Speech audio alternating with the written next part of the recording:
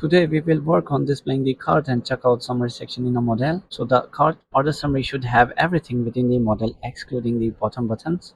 Here's how the order summary should appear. So let's get started. We have created a simple module already. Now inside this module, first of all create a layout directory. We will go with the cart page first.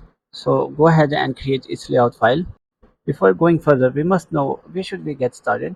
So navigate to the checkout module and look for the cart layout. The summary title will stay there. We won't touch it.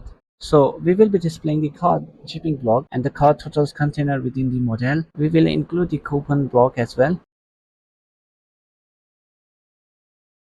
Let's begin with referring the checkout.cart block name.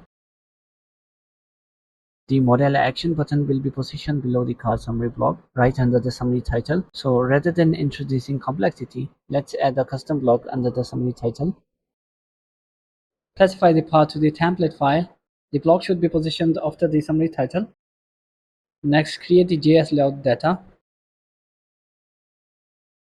Create summary model component node. This node will be the scope of our component. Next, create the component node. Specify a path to the component as a value of this node. Time to create the template file. Now begin adding the content. Create a div with an ID attribute, summary-model. Specify the scope of component. Render the template using inline binding. Now create Magento script and specify the JSON object. Use summary-model ID selector. Specify the core component and provide the layout string to it. Print the layout JSON string.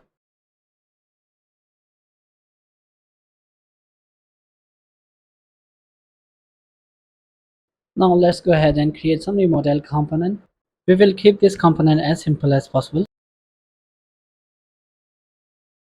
Create defaults property and specify the template path. Create the template file.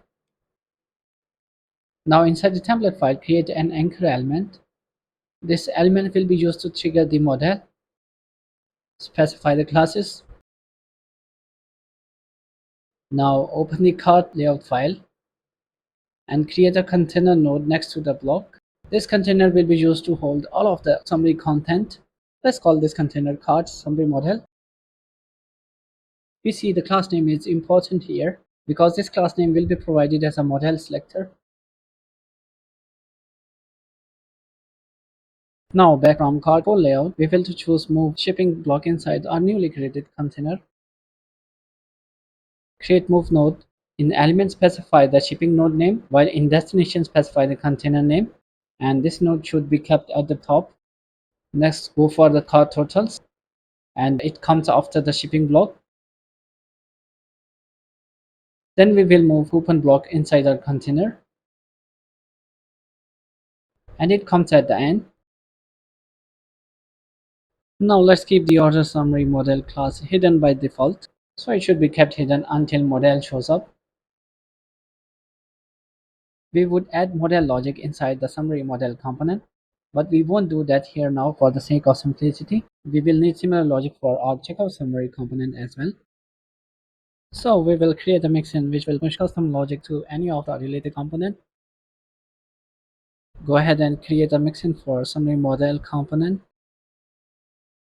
Let's say it's summary-mixin. Create the mixin file. Let's keep it simpler for now. Create the mixin object. This object will contain all mixin logic, which will be added to the extended component. Return the function which takes the target component and invoke extend method. Pass the mixin as an argument. Create defaults property, and inside it create pop-up property. Create element property and specify the model target class name. Then we will specify the model options. The type should be pop-up, responsive and with inner scroll. Specify the title order summary. Then specify trigger element, which should be similar to the element without dot. Then add buttons. We will only have cancel button. Now create pop-up object property, which should hold the model object. For now, keep it null. Next, create get pop-up function. If pop-up object property is null, we will set it. Return the property. Create buttons variable from pop-up options. Now we will convert the buttons object to array of objects. Since we have only cancel button specified, so we will add only single item. Before going further, we need to create a bunch of useful functions first. Create onClose pop-up function. Let's add some dependencies first. Add jQuery dependency, then add model dependency.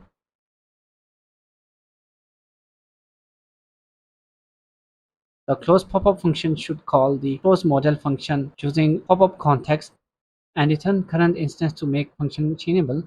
Next, create after close pop-up function. We will add its logic later on. Now back in get pop-up function, add click event to the cancel button and bind on close pop-up function. For close option, we will specify after close pop-up binding. For model close button handler, specify the close pop-up binding. Add key event and allow model close function to trigger when escape key is pressed. And lastly, we will assign the pop-up object the model object. Specify the options in first parameter and element in second. To trigger the model, we will need a function. So go ahead and add viewTotalsSummary function and call open model function using model instance. We can now specify the viewTotalsSummary function within click binding for the anchor element. Flush the cache and clear the static or generated content. Open the cart page. We observe the changes in summary sidebar. Now let's click the view summary action. The entire order summary loaded as anticipated. Now let's try by changing the shipping method. The content updated within the model. Let's try modifying the address. Changing address updates the totals as well. Our work on the cart page is now complete. Now let's move to the checkout page. Now we must also update the order summary for checkout. So go ahead and let's modify the checkout page. Create the checkout index layout. Refer the checkout.root block and begin modifying the layers layout node. From checkout page, we need to go with the checkout node and then look for sidebar node inside. Specify checkout node, then children, sidebar, and then children, summary, config, and modify the template path. Now let's go ahead and create a summary custom template file. We need to copy data from original summary template file first. Copy all of the content and paste into the template file. Now let's begin modifying the template. Add an anchor element with text binding view summary. We also need the same mixin for summary component. So back from checkout layout, copy the component path and paste into the required JS config. Specify the same mixin that we use for our summary model component. Now open the summary template file and specify the click binding. Now we will use viewTotalsSummary function for click binding. Let's add the knockout dependency and create a pop-up visible property with default value set to false. Now it's time to add logic inside after close pop-up function. This should set its pop-up visible property to false. For viewTotalsSummary, set its pop-up visible property to true. Now back in template file, create a div. This div must have a class name order-summary-model.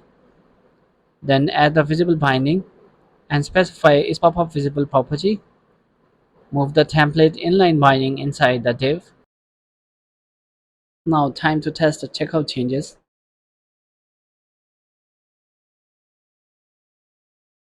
Click the view summary link. The shipping order summary listed inside the model. Now navigate to the payment page. Click the view summary link again. This time totals are also loaded along with the item details. Try changing the shipping method and then retry. The content updated as expected. Now let's recheck the order summary at cart page. It works as expected. That's all.